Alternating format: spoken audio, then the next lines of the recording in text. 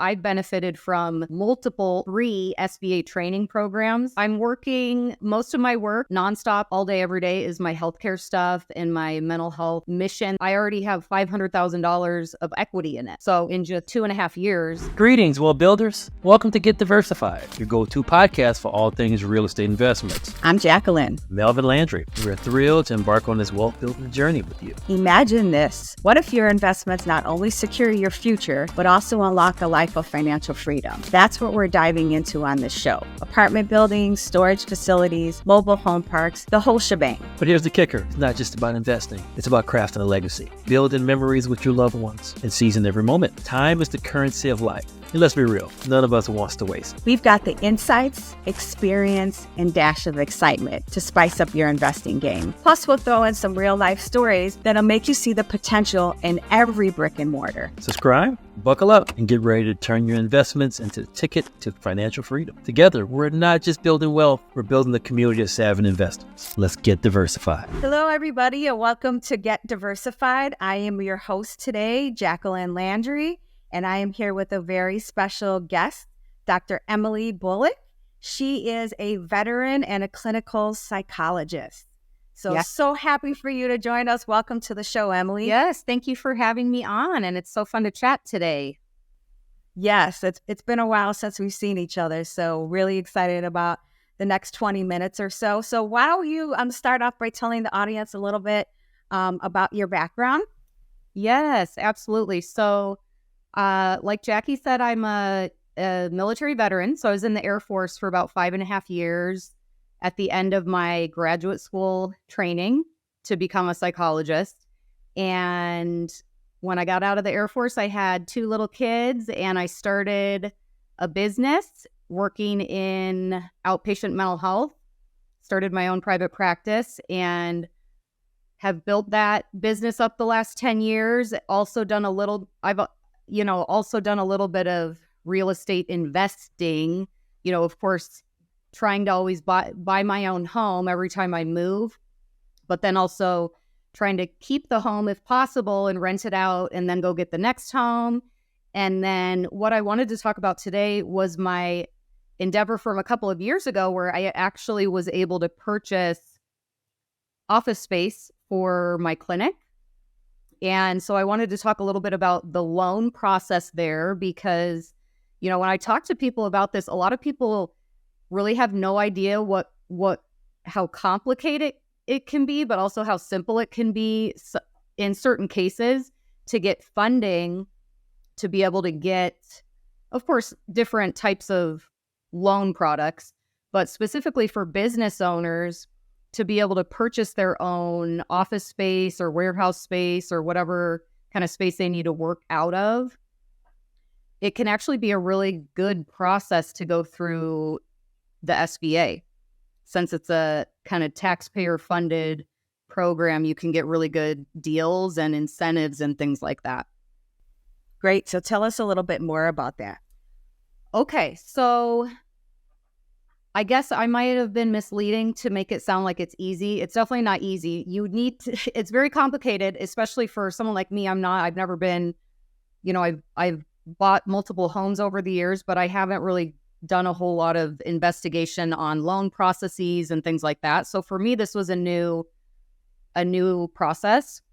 So my first recommendation would be able to find a lender or banker that does a lot of SBA loans because they are very unique. Apparently, they're very different from most every other loan product. And there's a couple different types of SBA loans that business owners can get. And so, but it can be hard to find a bank that can do SBA loans. So I would say to try to do some research in your area, ask around other business owners, see which banks people would recommend, because you do need to typically go through a bank and then they work with the SBA or with an SBA bank, depending on the loan.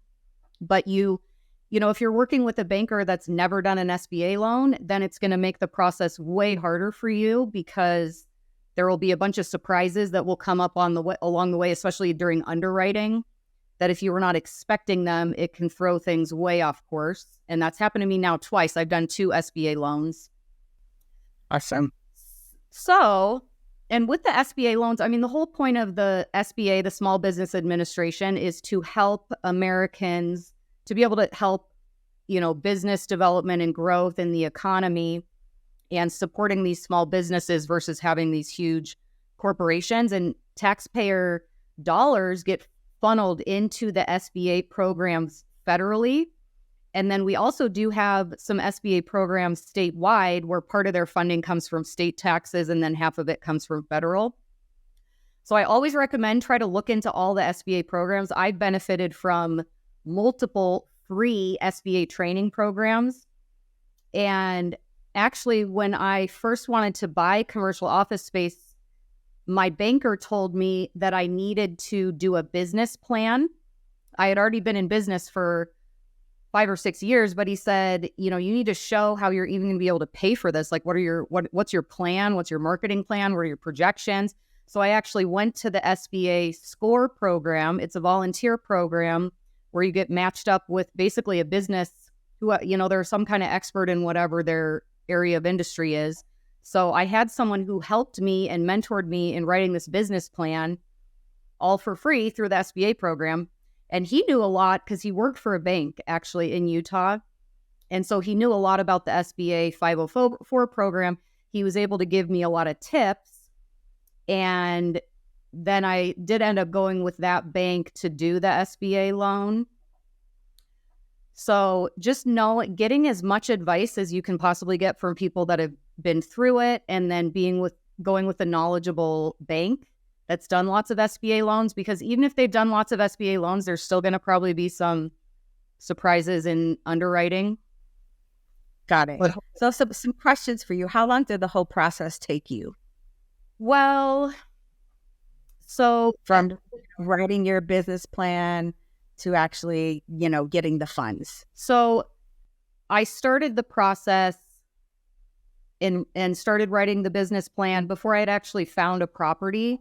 And so I worked on that. I mean, I worked on that business plan for a couple of months. And then I ended up, due to something in my personal life, deciding not to even move forward with purchasing anything at that point. So I waited about 2 years. Okay. But by the time I knew what I wanted to buy, and I actually purchased the office I was renting. So, I found this brand new office space and they were just starting to build it out. And so I came in as a tenant and rented for a couple years, and they built it out exactly how I wanted it, because the whole plan, I told them I want to buy this. It's just going to take me a couple of years. And so I did end up purchasing it from them. But once I actually talked to them and we kind of worked out a purchase price, and they gave me kind of a 9-month time frame of like, we don't actually want to sell this till the beginning of next calendar year. So I started talking to my banker about 7 months before we actually closed on the loan. Okay. But really all the paperwork started about probably 5 months before the loan closed. Okay. And is there special interest? Are the interest rates lower than you would get like on a home loan or agency debt? Talk a little bit about, the other characteristics. I think one of I'm sure the loan products through the SBA are going to change year to year because there's incentives that change. And of course the interest rate always changes. But so I went through this about 2.5, 3 years ago. And so it might be different now than it was before with the SBA 504 loan, but I know, so a certain portion of your loan is going to be carried by the bank, and then a certain portion of your loan is carried by an SBA specific bank, and then 10% of the purchase price is coming from the buyer as a down payment. Yep. So, you're going to, with the SBA loan, it's a fixed interest rate over time.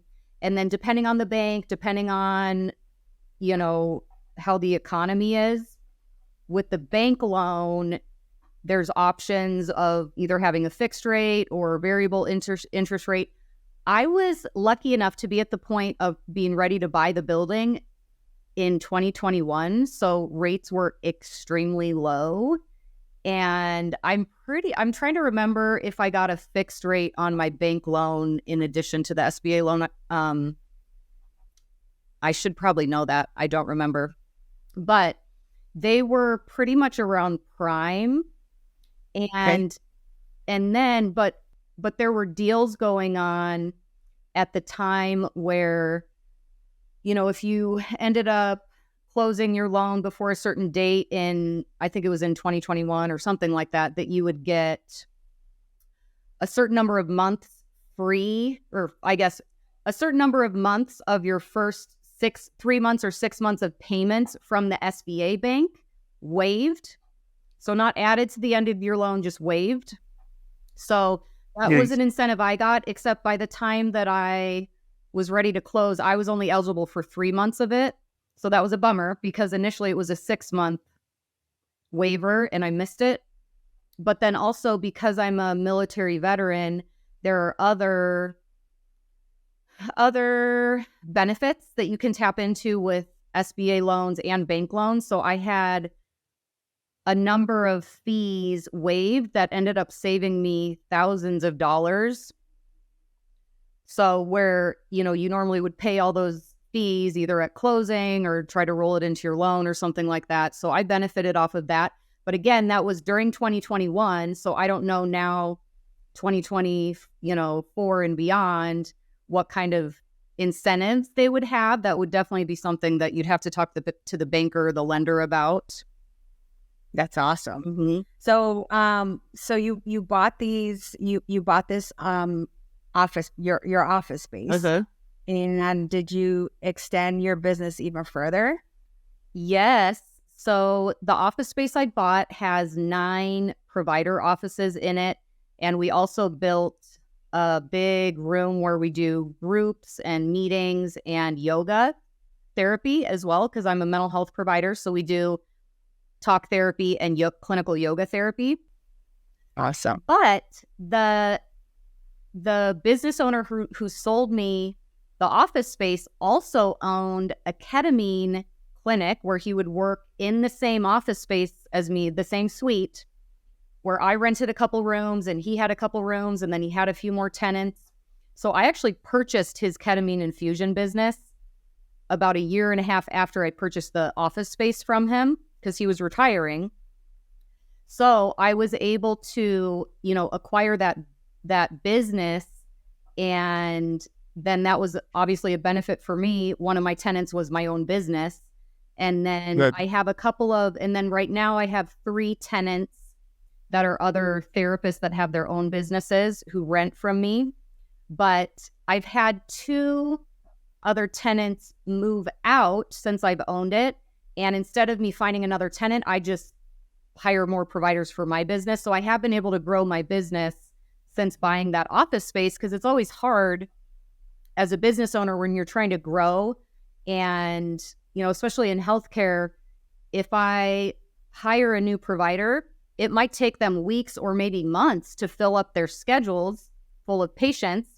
And that's what brings the revenue into the business to pay the bills. So it's really hard to kind of jump forward and get a new office space if you can't afford it yet, because you don't know how fast you're going to fill up and all of that. But I do have I have 3 other offices for my medical and mental health businesses that I'm renting, leasing, opposed to this one that I own. And so it feels really good to know I'm not, throwing my money away, because I'm building all the equity and everything like that. Yep. So I would love to purchase other office spaces for my other clinics if I can find a good situation. This was just kind of a perfect situation of how it all worked out with this business owner that sold me the building and the business. It's worked out awesome. Yeah, that's a great story. Yeah. So from a retirement standpoint, what's most important to you? Are you going to continue to buy businesses and work tons of hours, or are you going to buy more buildings and lease them out and receive the cash flow? Well, Like, what are your plans? Like, what's number one, or what's next for Emily? Yeah. So I'm working, most of my work nonstop all day, every day is my healthcare stuff and my mental health mission that I'm on to, provide education and resources and treatment for people all over the world for mental health stuff and wellness. So that is my main focus right now. And I'm only 41, so I've got a lot of years left in me. I don't really see myself retiring, anytime soon and just wanting to vacation and go to the beach. Like, I want to work. I want to be involved and doing business, doing deals, helping people, dealing with exciting stuff all the time. And so I really can see myself continuing to work in healthcare or mental health advocacy and, training and providing resources, that kind of thing. I would like to work much less doing all of that stuff, though, in psychology and that business world. And I've been really interested in real estate investing. I just haven't had, much time, and I didn't really know anybody that was doing it. And so about a year and a few months ago, I went to a multifamily real estate investment conference to learn how to do all the underwriting so I could understand the deals, because I've become more and more interested in multifamily deals over the last few years. So at that conference, I met a number of people, and from there, I've been hanging out with them. I mean, people like living all over the country, but, getting together at different conferences in different states and keeping in touch. And then, of course, the friend I met at that very first conference was McGenna, the friend that organized the book that we both participated in. And so then I met Jacqueline at the book launch in August. So I'm now, the point of that is, over the last year, I've met so many different people that are doing real estate investment in so many different ways. So really kind of my passion or my dream is to get more into investing in the multifamily deals. I think it's more reasonable from a time perspective for me to first start to invest as more of an LP in deals that other people like you, the deals that you guys are doing, and you're spending all your time figuring out the deal and analyzing and everything like that. Then later on in my life, when I'm working much less in the healthcare stuff, then that's when I hope to have, the time that I can carve out to actually go out and learn more about finding deals and collaborating with people. And yes, so I'm not saying that I don't believe in commercial office space, but I think it can be a big risk if you don't have the right property or the right situation.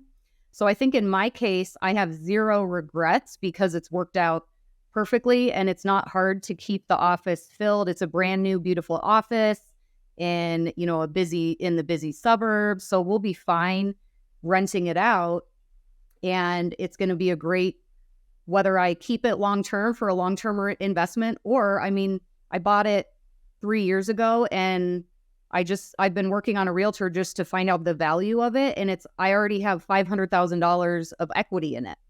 So in just 2.5 years. So it's, I would just much rather spend my money and time on multifamily deals. I just think they're more fun and exciting, and just that everybody's got to figure out what kind of investor they want to be, and, more conservative or more risky and things like that. And what kind of assets they like or want to invest in. And so just from everything I've heard over the last 20 years with real estate investing and all the research I've done, I think that's where I see myself going. But right now I'm in the business growth and development and scaling stage to get some more income so I can invest in deals. So are you using that multifamily passive investment that you've made to offset your taxes? Well, yes. So 100%. And I've always had a residential rental property for the last 13 years. So that's always been helping me decrease my taxable income a little bit. I didn't really think it made a huge difference, but the first full year of taxes when I owned the commercial office, it made a significant impact on reducing my taxable income. So substantially, way more than I thought it would. I don't know, I'm not an accountant. I go to my accountant and he figures it all out. But so that's huge for me as a business owner because, there's, of course, a lot of expenses for the business that reduce, the business income. And then with the real estate assets, that helps a lot. Yeah. So a lot of people don't know about that. There's tons of people that I meet that talk about, taxes that they're paying and don't really understand the tax benefits of investing in multifamily. Yeah. So I always share that with people because I'm like, guys, this is something that can drive your taxes down and it's real and it's 100% fine to do, right? It's not something that you're doing shady. Right. Then, but people will look at you like that. But what do you mean I can actually reduce my taxes? Right. How can I do that? Is that against the law? Are you doing something wrong? And the answer is no. So it seems like, you want to focus on growing your business, which is great. Keep investing in limited partner deals, investment deals. Triple net would be something great for you to get into. Okay. If you don't know about that, I have a podcast that you can listen. It's probably going to air in the next 6 weeks or so. But it's all about how to make money in triple net and the importance of cash flow, right? So that you can replace your income as a doctor by doing something like that, but still be involved in whatever you want to do in whatever aspect. Maybe you want to train other doctors. Maybe you want to sit on boards and still be involved. But what a great way to replace your income as a doctor by investing in, the more multifamily or self-storage or something like triple net, which could be really, sometimes with self-storage and multifamily, you may not get the cash flow that you need to live, right? And I think that's a misconception. When people start investing, they go, oh, I could quit my job as a doctor. Well, no, you can't. You may not even be able to quit your job at, Aldi's or one of the grocery stores because they're not always, going to be there. The cash distribution may or may not be there, but something like a triple net, you know what the cost of the building is. You know what the tenants' rents are going to be for the next 5, 10, 15, 20 years, right? Depending on your lease. So that I can see you getting into that because that's a fantastic way to actually replace, high income earners' salaries with something like that. Yeah. And so, from a tax benefit perspective, there's a little bit of that. So, it's about all diversifying your investment portfolio too. Right? Yes, exactly. Well, and I'll share this. So on the commercial office space I have, of course, it's owner occupied. So 2 of my businesses pay rent to the real estate holding company business. I own all of them, but, they still pay rent at market rates. And then I have my other tenants that pay me rent. But just because, this office space was pretty expensive, but I wanted it. I was already there. It's like perfect part of town. It's perfect for my business. So I did buy it, even though it was pretty expensive.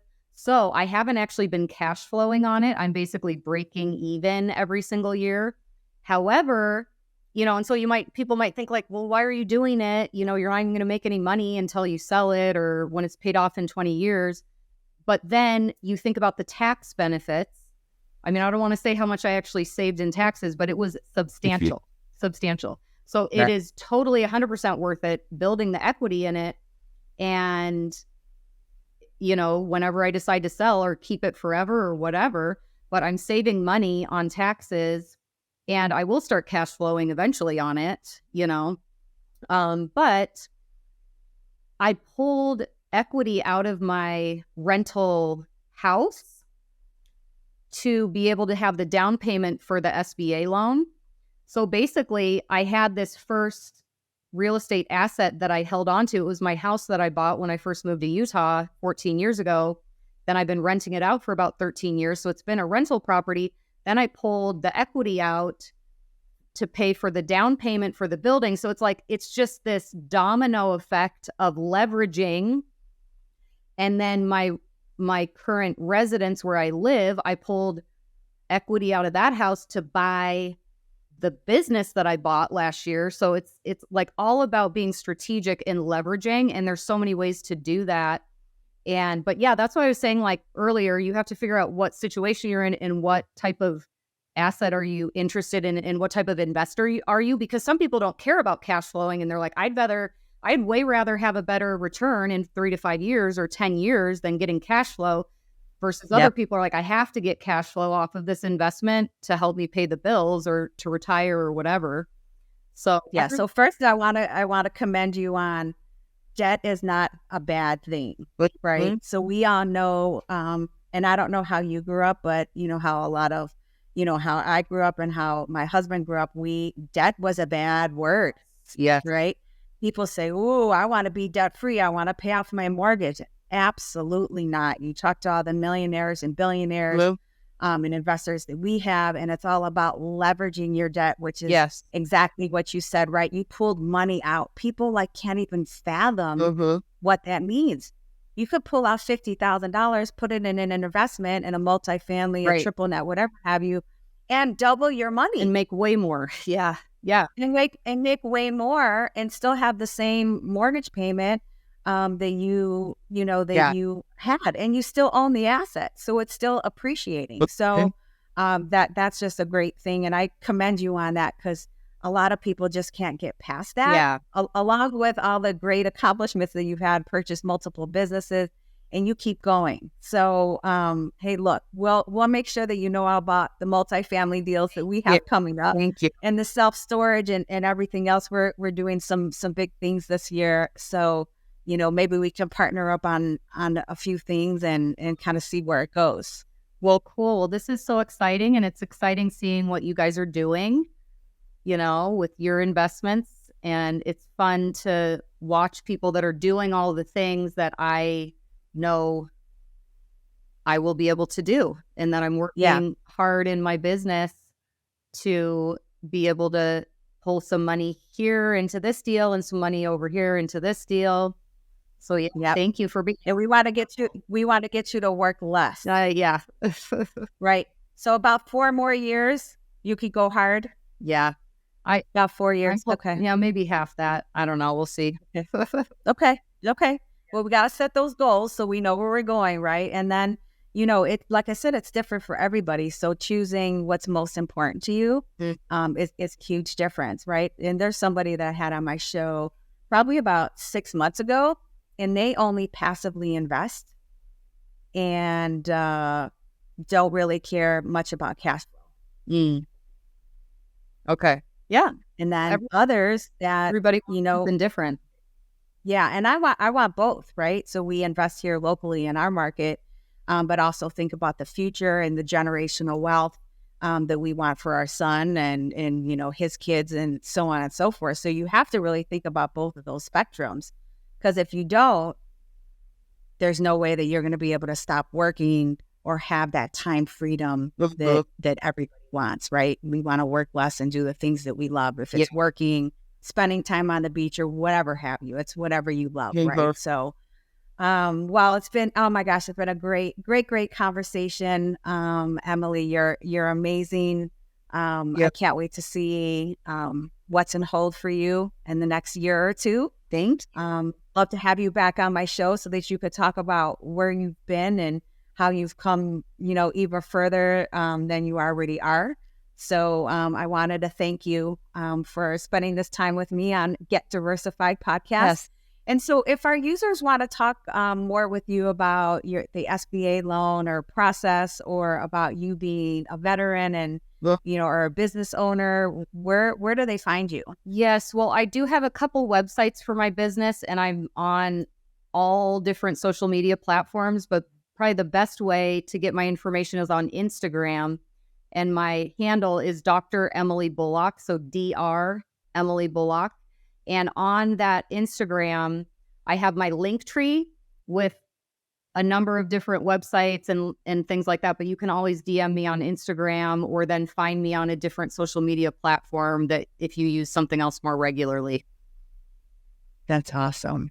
Well, thanks again, Emily, for sharing your story and these great insights about the SBA loan. I for sure learned some things from you today. So I appreciate your time again, and we'll be in touch. Thank you. Thank you for having me on. Have a good night. Okay, you too. Bye. Jacqueline and Melvin, thank you so much for taking time out of your busy day to listen to this episode of Get Diversified. Please make sure to subscribe to our podcast so you don't miss out on future episodes. Finally, stop by our website and follow us on social media. Ciao for now. Make it a great day, and we'll see you next time. And remember, get diversified.